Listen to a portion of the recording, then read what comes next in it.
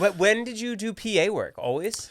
When I first moved out here, so I grew up and went to school in Cincinnati, and then my senior year, at least like the year that I graduated Of high school or college? College. Okay. The semester that I graduated, my division head came to me and he was like, "Hey, there's an alumni that's directing an HBO docuseries, and he wants to hire like an assistant on that, and he wants to pull from like the program that he graduated from. Do you want to do it?" And I said, "Yeah." So I interviewed, I applied, and I ended up getting the job, and then that's what brought me out here. So I worked, it was, the series was called McMillions, and I worked on that for about 8 months. Most of it was post-production because they had already done like a lot of interviews. And so they were editing those down. And then... What was your day-to-day task on those? I mean, that essentially was, it was a lot of like, I was a gopher, like go for this, go for that. So I would like get people's lunch, take care of the office. Eventually...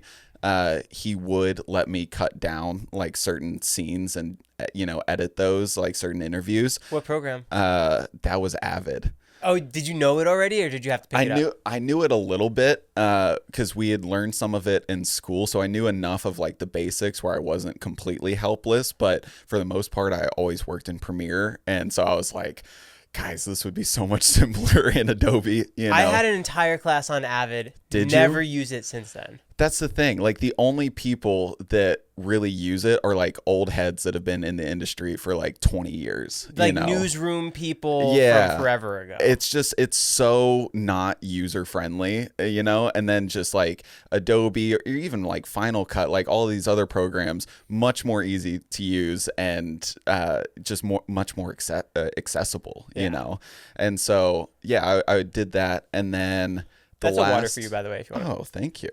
The last like 2 months of that job were we went into production to do like cinematic recreations for the show, and that's when I got my first real taste of like what actual production work was like, and I loved it, and so I wanted to go do that. So after 8 months, I finally left, and then started doing like freelance production work. With McMillions, what was that actual work? The recreations of stuff? Yeah, so like they're telling the story of the head of security that stole like all the Monopoly McDonald's prizes. Yeah, and one of the biggest scandals of all time. It's insane. That was my entire childhood. Like I felt like I was robbed. Can you explain what the McMillions documentary is real quick? Yeah. So his name's Jerry. I can't remember his last name. Jared Bailey. But Zach was right. That's me. I'm a millionaire. But he was the head of security for like the big pieces, like the boardwalk pieces, like the big prizes, and he was in charge of distributing those to certain locations for real people to win. But instead he would just swap them out for, because it was in like envelopes, like sealed envelopes, whatever. And he would instead swap them out for like regular prizes, regular tickets. And then he would sell these other ones to like friends and family. Oh, he sold the winning tickets to people. Yeah. So like he would sell, like I think Boardwalk was like $1 million or $500,000 or something, and he would sell that for like under the price, but just to get some cash in his pocket and then like help a friend. But even like the family members that he would sell it to, it was like family members with different last names, so it never like, he thought it could never be traced to him. And then he ended up selling to somebody who was kind of like mob tied a little bit, really seedy character. And the FBI was like already cracking down on him. Then he won. And then they were like, well, there's no way this guy won legitimately. And then they were able to trace it back to him. And it was this whole bust. But the craziest part about it is that it went to court. So it was going to be the nightmare of all PR stories for McDonald's, that this whole game, their biggest game ever, was rigged the entire time.